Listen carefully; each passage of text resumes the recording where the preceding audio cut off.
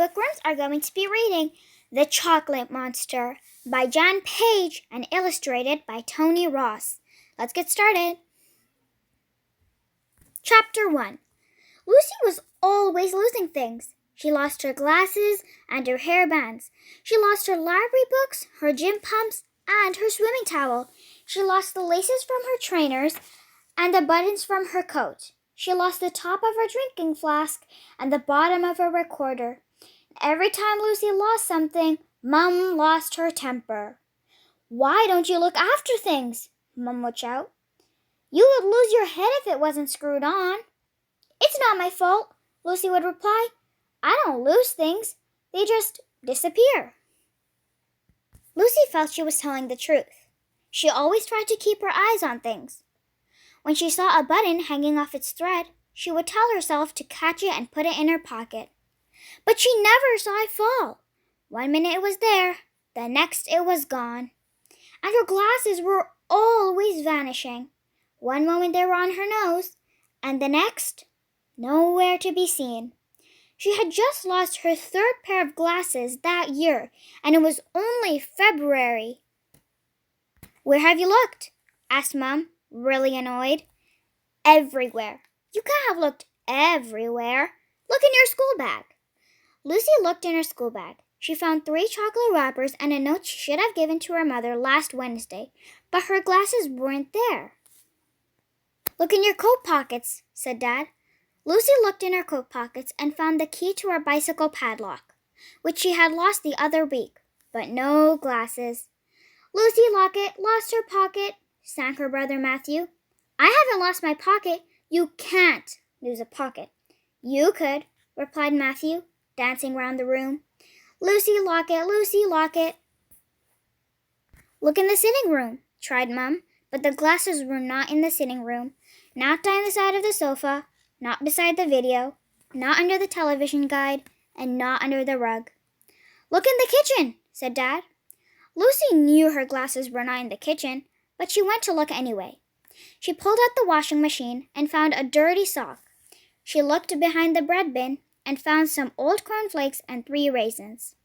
Then she got down on her tummy and peered under the fridge. She found a fork, 2 shriveled peas, and a fridge magnet, but still no glasses. "Why are you always losing things?" shouted Dad crossly. "Matthew never loses anything." Matthew gave a smug smile. He followed Lucy from room to room, chanting, "Lucy Locket lost her pocket. Lucy Locket lost her pocket." "I tell you, they've disappeared," Lucy said at last. "No, they haven't. Things just don't vanish into thin air," cried Mum.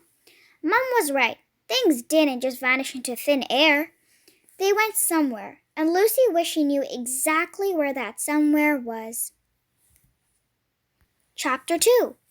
After a few days, Mum took Lucy to the optician's to order yet another new pair of glasses.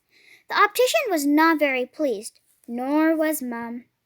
"Try wearing them round your neck on a chain," said the optician. So Mum bought Lucy a gold chain and hooked the frame of her new glasses onto either end. When they weren't on her nose, the glasses sat on Lucy's chest where she could keep an eye on them.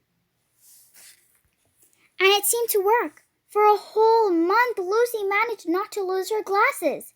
From the moment she woke up, she put the chain around her neck and she didn't take it off until she went to sleep.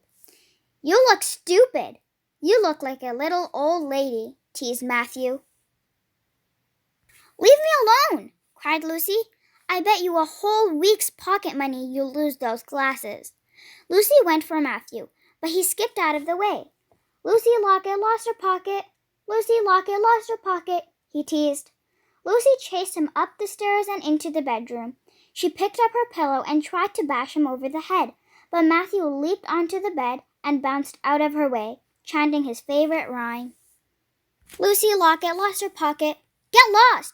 You're the most horrible brother in the world." Matthew jumped off the bed and ran off laughing. Lucy sat down and burst into tears. Crying made her glasses steam up, so she took them off and went to find a tissue. She only left them for a moment, but a moment was all that was needed. When Lucy came back, the glasses had vanished. Matthew, she called out, give me back my glasses. I know you've got them. But Matthew had gone into the garden to play football. He couldn't have taken the glasses. So where had they gone? Lucy looked everywhere. She looked under her pillow and behind the curtain. She looked on the top of her wardrobe and in the bottom of her toy box. She emptied all her drawers and took off all the bedclothes. The room looked like a terrible mess, and she still hadn't found her glasses. Then she spotted something shining on the carpet. It was the gold chain poking out from under the bed. So that's where they were. Lucy got down and crawled on her tummy. It was very dark and dusty under there. She found a ruler, an old vest, and 6 felt pens, but no glasses. Bother, bother, bother, she cried, banging her fist 3 times on the floor. Come in, said a voice, and someone, or something, lifted up a floorboard. Chapter 3. Lucy was so shocked she banged her head on the bottom of the bed. Ouch! Hurry up, I haven't got all day, said the voice from under the floor. Lucy shuffled forward and looked into the hole. It was very dark, but after a few seconds, her eyes got used to the gloom, and then she could not believe what she was seeing. Sitting on a plastic box in the center of what looked like a sitting room was a small monster about the size of a rabbit. He was very peculiar to look at, rather fat and wrinkly with several pairs of eyes and a head that was far too big for his tiny body. He was wearing a cloak covered in hundreds of buttons and a small crown which looked like the silver ring Lucy had lost on her birthday. He had odd gloves on both his hands and feet, and he was wearing 3 pairs of Lucy's glasses. Excuse me, but everything you're wearing is mine, said Lucy. Not anymore, said the monster. Finders, keepers, losers, beepers. That's not fair. I don't lose things. You have been stealing them. Me? A thief? How dare you? Replied the monster. I only take what you leave lying around, but I only put those glasses down for a second. Give them back to me right now. Never. Finders, keepers. That's the rule round here.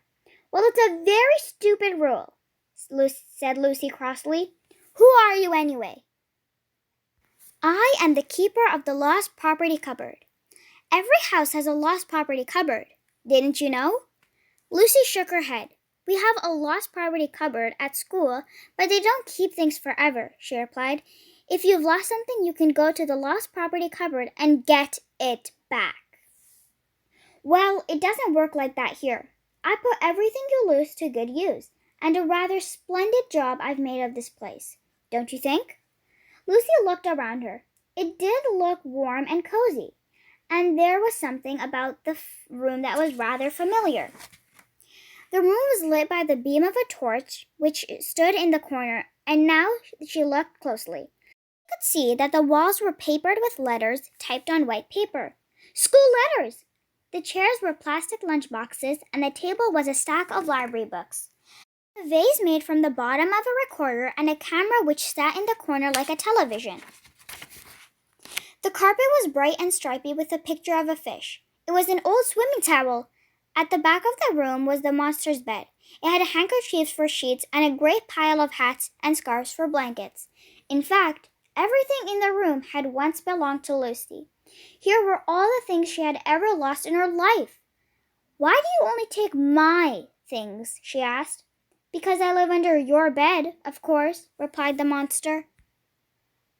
That's not fair, cried Lucy. You keep getting me into trouble. But the monster didn't seem to care too much about that. There's only one thing you look after properly. Only one thing you never leave lying around. Really? Said Lucy, surprised. What's that? The chocolate bars you buy with your pocket money. The monster gave a huge longing sigh. Oh, I so love chocolate. Every time you eat a bar, the yummy smell drifts under the floorboards and into my room. I can hardly bear it. I creep out and watch you sitting on your bed, munching away. I keep hoping that you'll leave a tiny piece for me, but you never do. You eat every bit. You even lick the wrapper. Oh, I'd do anything to have a whole bar of chocolate all to myself. She thought about this for a few moments. Then she had an idea. If I bought you a bar of chocolate, would you give me back some of my things? A whole bar, he asked. Of course. Yes, yes, yes, the monster smiled and licked his lips. Great, cried Lucy, and she gave him a list of what she needed most, including, of course, her new glasses. Then Lucy had another, even better idea. How many bars of chocolates would it take for you to move out of my room and into somebody else's? She asked, with a twinkle in her eye. Just one, replied the monster, but it would have to be one of those enormous giant-sized bars of thick milk chocolate with 144 squares. You know, like the one you had for your birthday? Give me a chocolate bar like that, and I will move anywhere you like. Then it's a deal, laughed Lucy, and she shook at his fat, wrinkly hand. Chapter 4. That afternoon, Lucy went to the shops and spent her pocket money on an enormous giant-sized bar of thick milk chocolate with 144 squares. Then, when nobody was looking, she crept up to her room and knocked 3 times on the floor under her bed. The chocolate monster was waiting for her, and when he saw the huge bar of chocolate, all 3 pairs of his eyes lit up. That's the one, he cried, and he gave her back everything she asked for. Then Lucy helped him pack his furniture, and he moved out of her room for good. She could hardly believe it when Lucy showed her all the things she had found. Her silver ring, her lunchbox, her camera, the library books, 2 pairs of gloves, and all 3 pairs of glasses. Where on earth did you find them? Asked Mom. Under my bed, said Lucy, quite truthfully. And after she made her deal with the chocolate monster, Lucy never lost a thing. But Matthew started to lose everything. He couldn't understand what was happening. He lost his pencil case and one of his shin pads. He lost his school reading book and his new waterproof watch. He lost the top of his pajamas and the bottom of his tracksuit. He lost 3 footballs in a fortnight and 2 pairs of swimming trunks in a week. And then Mom really lost her temper. What's wrong with you, Matthew? She shouted.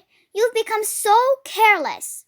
Why are you always losing things? Added Dad crossly. Lucy never loses anything. I don't lose things, Matthew shouted back. They just disappear. Lucy didn't tease him or say nursery rhymes about people losing their pockets. She just followed him round the house with a smug smile on her face. And ever so often, when he wasn't being nasty to her, she would creep up to his bedroom with a big bar of chocolate. Here we are, Matthew, she would say later. I found these things under your bed, and she would give him back just a few of the things he had lost. Thank you, Matthew would grunt back, and he never called her Lucy Locket again. The end. Thanks for watching. I hope you enjoyed. Until next time, bye.